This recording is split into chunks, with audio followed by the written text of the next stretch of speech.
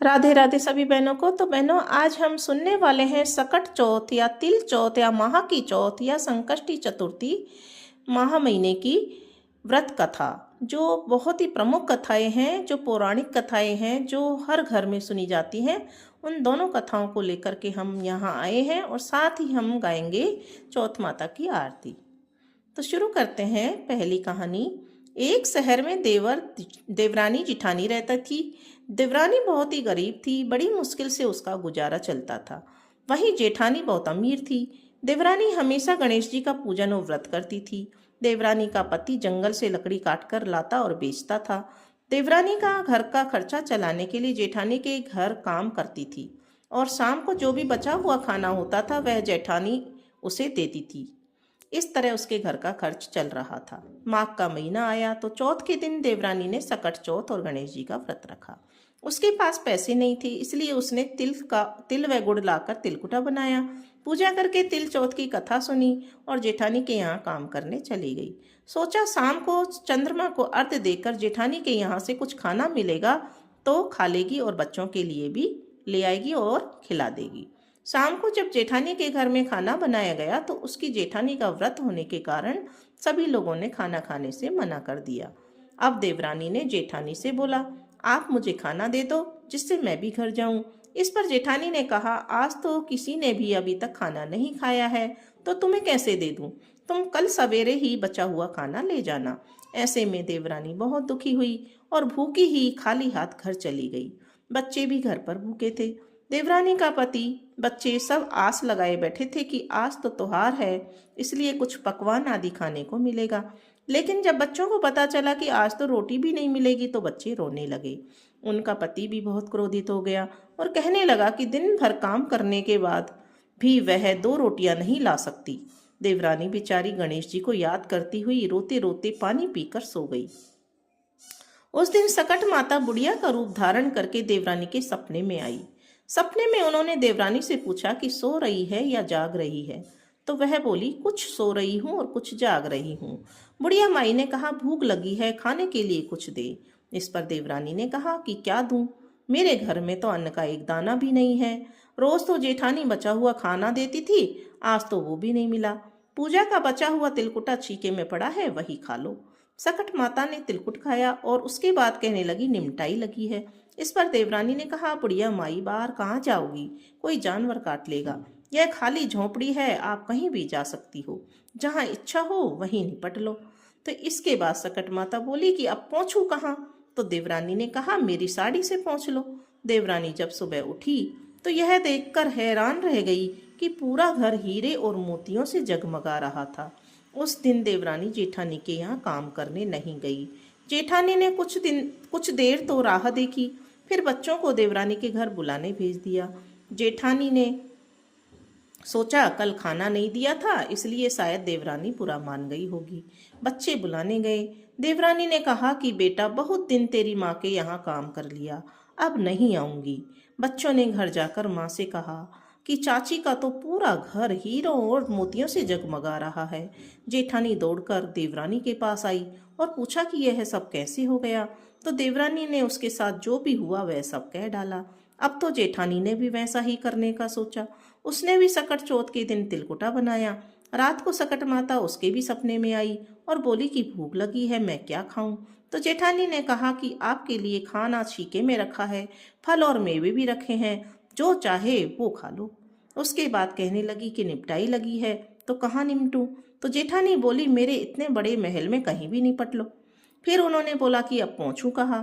तो जेठानी बोली, कहीं भी पहुंच लो। सुबह जब जेठानी उठी तो घर में बदबू गंदगी के अलावा कुछ भी नहीं था।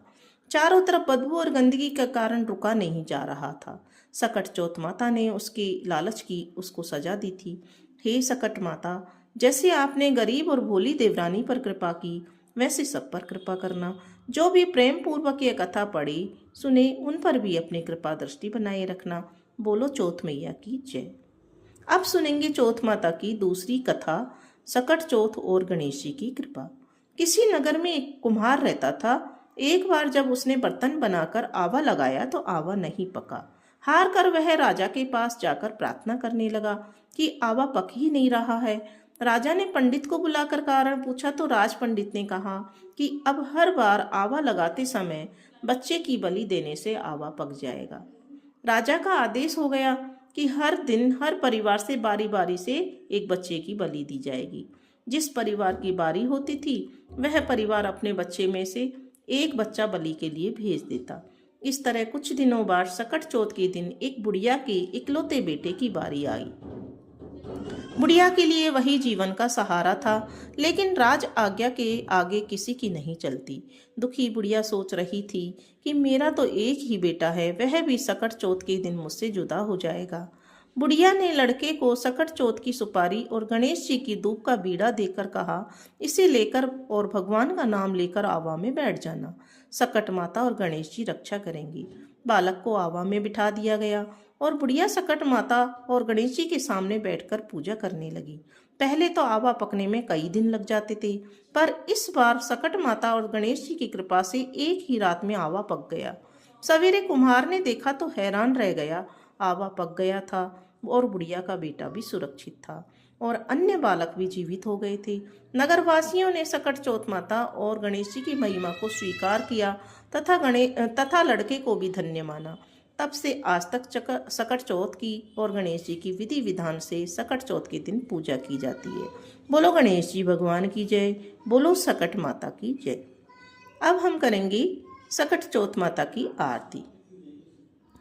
ओम जय श्री चौथी मैया, बोलो जय श्री चौथी मैया। सच्चे मन से सुमेरे, सच्चे मन से सुमेरे, सब दुख दूर भया। ओम जय चौथी मैया, ऊंचे पर्वत मंदिर शोभा अति भारी, मैया शोभा अति भारी। देखत रूप मनोहर, देखत रूप मनोहर, असुरन भयकारी। ओम जय श्री चौथ मैया। महासिंगार सुहावन ऊपर छत्र फिरे, मैया ऊपर छत्र फिरे। सिंह की सवारी सोहे, सिंह की सवारी सोहे, कर में खड़ग धरे। ओम जय श्री चौथ मैया। बाजत नौबत द्वारे, अरु मृदंग डेरू, मैया रे मृदंग डेरू। 64 जोगन नाचत, 64 जोगन नाचत, नृत्य करे भैरू। ओम जय श्री चौथ मैया। बड़ी बड़ी बलशाली तेरा ध्यान धरे, मैया तेरा ध्यान धरे। ऋषि मुनि नर देवा, ऋषि मुनि नर देवा, चरणों आनी पड़ी। ओम जय श्री चौथ मैया। चौथ माता की आरती जो कोई सुहागन गावे, मैया जो कोई सुहागन गावे। बढ़ती सुहाग की लाली, बढ़ते सुहाग की लाली, सुख संपत्ति पावे।